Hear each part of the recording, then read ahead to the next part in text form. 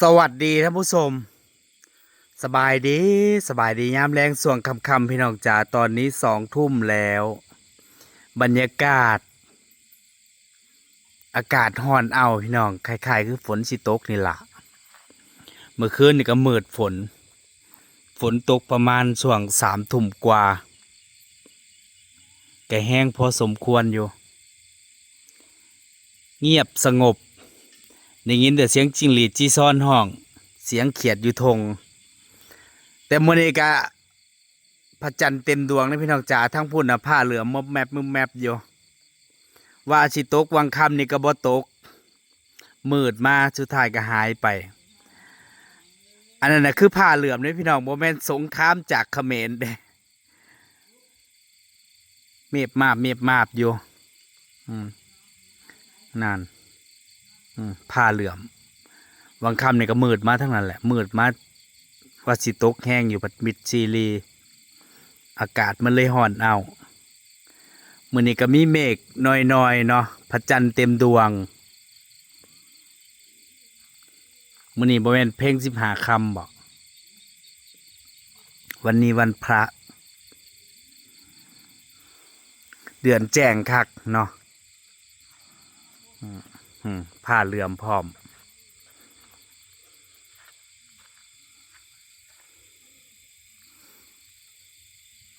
บรรยากาศบ้านนายามเย็น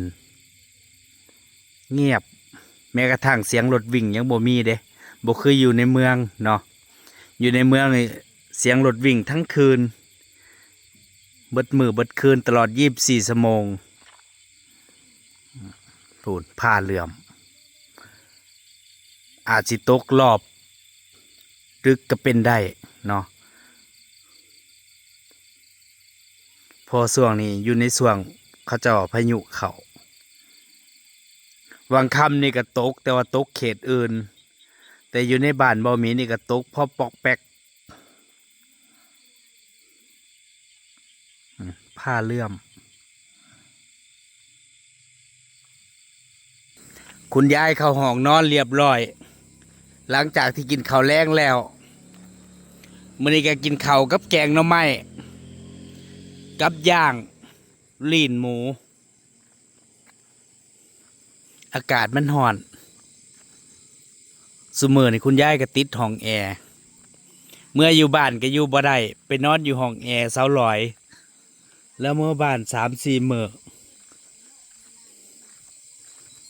อก่อนห้องแอร์แล้วบ่นอนเด้แล้วหายใจบ่ออกแล้วว่าซุมื้อนี่พอได้นอนแล้วก็ออกจากห้องแอร์บ่ได้อากาศร้อนๆแน่เปิดพัดลมยังว่าร้อนหาย่างเลาะเล่นพี่น้อง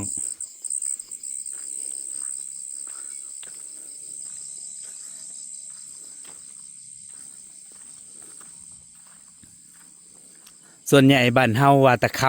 ำมาก็ถือว่าเด็กหรอเด้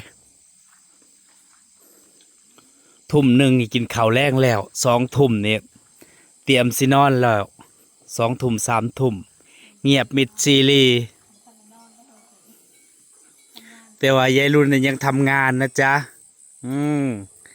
กินข้าวแล้วอันที่แขนตุลุตุเล่นอยู่นี่แม่นฝ่ายเพิ่นเนี่ยเป็นตอนแล้วตอนฝ่ายเพิ่นตอนบากใหญ่สบายดีพี่น้องเข็นฝ่ายเนาะแต่แถวบ้านก็เสียแต่ยายรุ่นผู้เดียวแหละเข็นฝ่ายคนอื่นกับบ่มีได้แถวบ้านหายากแล้วกับยายลีสิยุดแหละสิดำหน้าเลยเฮ้ยให้มันได้ต้อนนี่แหละก็เข็นฝ่ายตำหูตอนแรกเพิ่นสิตำหูก็สงสัยดำหน้าแล้วพุ่นแหละแล้วก่อนบ่ทันได้เพิ่นคนเครื่องหูไว้มันบ่เป็นหยังกินข้าวแล้วก็บ่ได้นั่งหายใจซื่อๆมื้อใดเมื่อยหรือว่ามื้อใดขี้คร้านก็นอนเฮ็ดเวียกตัวเองเนาะเริ่มแล้วต่อไปก็สิบ่ค่อยมีเวลาแล้วแม้ทั้งเวลากินเวลานอนเวลาพักผ่อนส่วงดำนาบ่มีเวลาพี่น้องเนาะตื่นมาค่ำมากอ่ะ อยู่กลางทงพุ่นแหละ พูดบ่เจาะลงมาจากหน่อยบ่เอาผู้ใช้อ้อยผู้สิบ่มาห้ามให้บ่เฮ้ย จักก็บ่ได้ไปซ่องเบิ่งสวนอ้อยเลย ใส่ผู้เล่น ดอกกระเจียวมันออกอยู่บ่ ออกอยู่ที่5ดอก มันเป็นต้นแล้วมันก็ ในแห่งบ่ได้เก็บนะ บ่ค่อยออก เอาผู้เล่งใส่อีกมื้อนี้ บ่ได้เข้าสวนอ้อยหลายมื้อแล้ว ขาดผู้เล่งใส่ดอกกระเจียวบ่ได้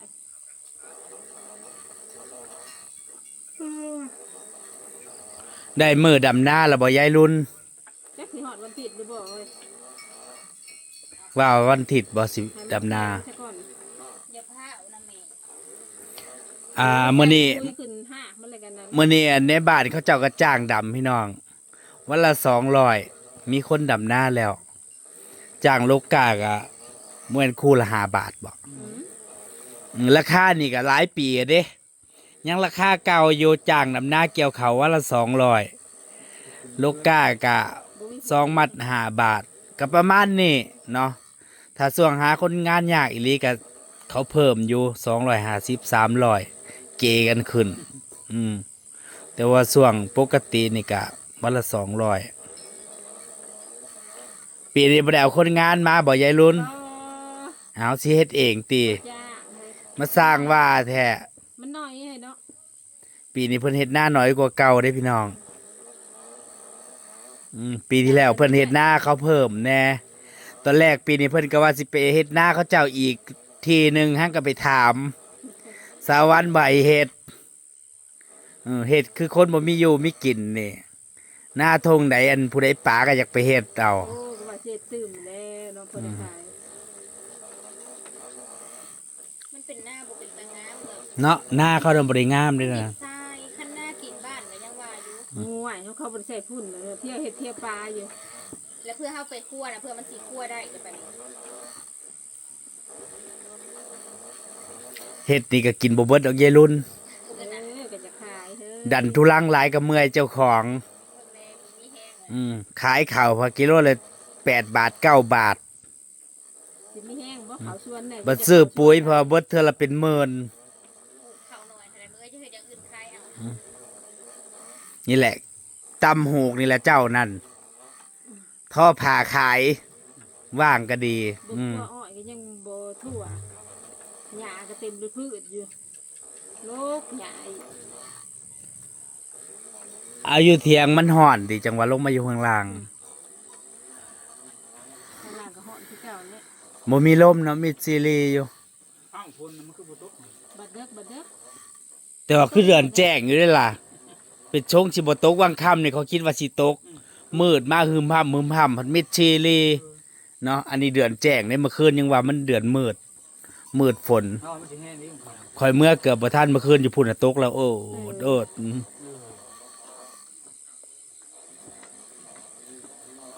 ฝ่ายยายรุ่นมึงในพี่น้องตอนบากใหญ่หนึ่งเปียแล้วเรียบร้อย กินข้าวแรงกันยังมื้อนี้ อ้อมปลาดุกจ้า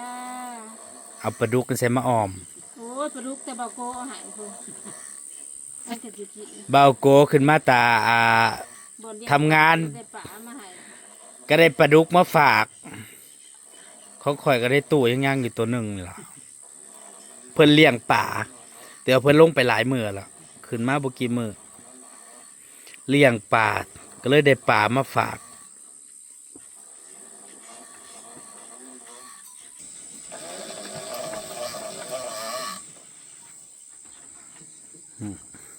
มันเบิดแล้วก็ต่อเนาะม่วนผายนี่ต่อแล้วก็เข็นเนี่ยมันก็เป็นเส้นออกมา เพื่อนเอาเครื่องบ้านมีเสียงแล้วมันติ่ง อยากได้เส้นน้อยเส้นใหญ่ก็บังคับเอาในมือเนาะถ้าอยากได้เส้นใหญ่ก็ปล่อยยาวๆปล่อยหลวมๆมันก็จะเป็นเส้นใหญ่ ถ้าอยากได้เส้นน้อยก็ต้องจับแน่นๆปล่อยนิดหน่อย ไม่ใช่ บางทีก็นะติดพัดลมอยู่กับพ่อนะ ไม่ใช่แพงโอ้ยฮ้อนเลย ถ้ามันสูงนะเขาจะ อันนี้ก็เปียฝายเพิ่นนี่พอมันเต็มแล้วก็เปียหลายๆแล้วก็ถอดออกเป็นตอนฝาย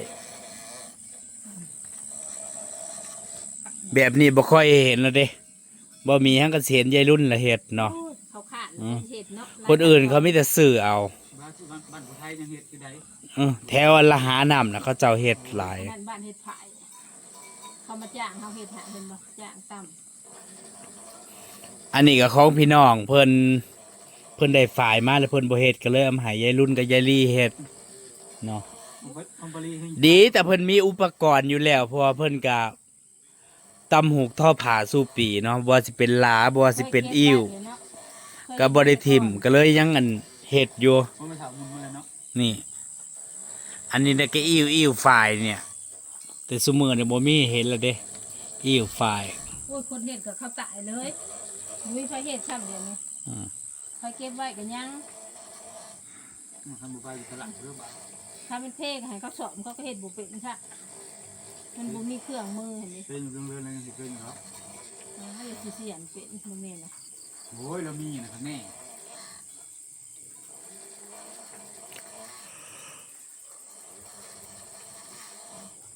เข็นฝ่ายกลัวสิได้ฝ่ายตอนหนึงบ่แม่นเรื่องง่าย เพื่อสิได้ในนึง อืม เพื่อมันสิใหญ่ กลัวสิเต็มนี่ก็ใส่เวลาเป็นสมง ผู้เป็นช่องมือเป็นมือหนึ่งมือเต็ม เขียนบนมือเลยแต่สีในแหละ มันใช้ความพยายามเนาะคล้ายๆคือท่อผ่านล่ะ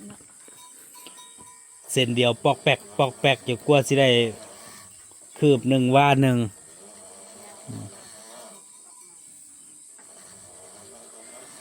อันนี้เขาเอิ้นหลาเนาะหลาเข็นฝ่าย มันหลายขั้นตอนอยู่กว่าสิมาเป็นเส้นฝ่าย มันได้สิปินไปปินมาปินไปปินมา คือบ่เอาพัดลมลงมา ดิชายลงมานำ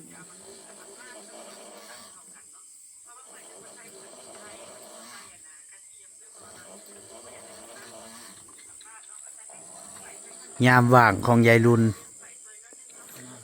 แต่ละมือแล้วก็บ่ได้ว่างดอก ยามเฮ็ดออกก็ไปหาเฮ็ด เช้านี่ไปอีกแล้วเมื่อกี้ไม่พอ ทราบเราไปอีกแล้ว คนตกแล้วไปอีกเมื่อเช้านี่ พอละ ได้บ่ พอได้ช่องถ้วยแหละ เฮ็ดพอผายเลยเฮ็ดพอหนัง มันเบิดแล้วเฮ็ดพอนังเลยได้เฮ็ดพอนังกับหนึ่ง ขนาดในตลาดยังบ่ได้มีขายเลยเฮ็ดพอหนังน่ะ นี่คือพอผ่ายแล้วบ้าน มีแต่เฮ็ดพอผายหลายกิโลละ80-90 บาท ร่มเนาะว่าที่พอผ่ายบริเวณ กับเฮ็ดละโงกมีอยู่ในตลาดโลละ200กว่าบาทโลละ100กว่าบาทบ่ฮอด200ซัก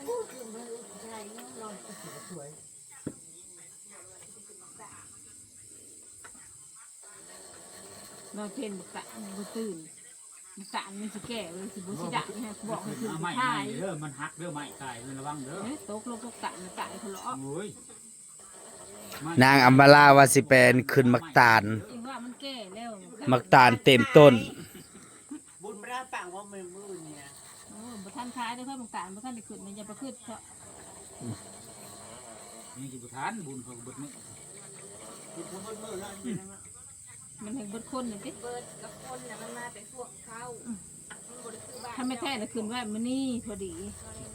สั่งแล้วเขาก็ไปโมเดล คนในเมือง เขาตื่นมาไปเป็น6 โมงค่ำ คนในเมืองมันงวยังแรง บ้านห้างบ่ได้เทศระเบิดหลายคนน่ะ อยู่ทางคุณน่ะมันสบาย มื้อนี้บ่มีก็ไปเฮ็ดน้ำยาขนมจีนในงาน งานแจกข้าวเขาเจ้ามื้ออื่นก็สิไปปรุงอีก2หม้อเนาะเฮ็ด3หม้อ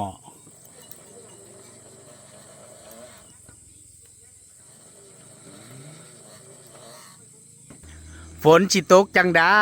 เบิ่งแหน่เดือนแจ้งพระจันทร์เต็มดวงป่านนี้เนาะคือสิบ่มีฝนดอกเมื่อคืนยังว่ามันมืดฝนเลยตก แต่ว่าผ้าเหลื่อมทั้งฝุ่นเด้อันนั้นน่ะคือพระจันทร์นี่พี่น้องโมเมนต์ตะเว้นเด้เบิ่งแหน่เดือนแจ้งคักเดือนแจ้งแน่เห็นบ่เพราะว่าบ้านนอกเฮาน่ะมันมืด เวลาเดือนแจ้งมันก็เลยเห็นแบบทุกมุม แม้กระทั่งคนยางหน้าบ้านยังเห็นเด้ นั่นแหละพี่น้องจ๋ามาวันนี้ก็สิขอเก็บภาพบรรยากาศให้เพียงเท่านี้ ไปแล้วท่านผู้ชมสบายดี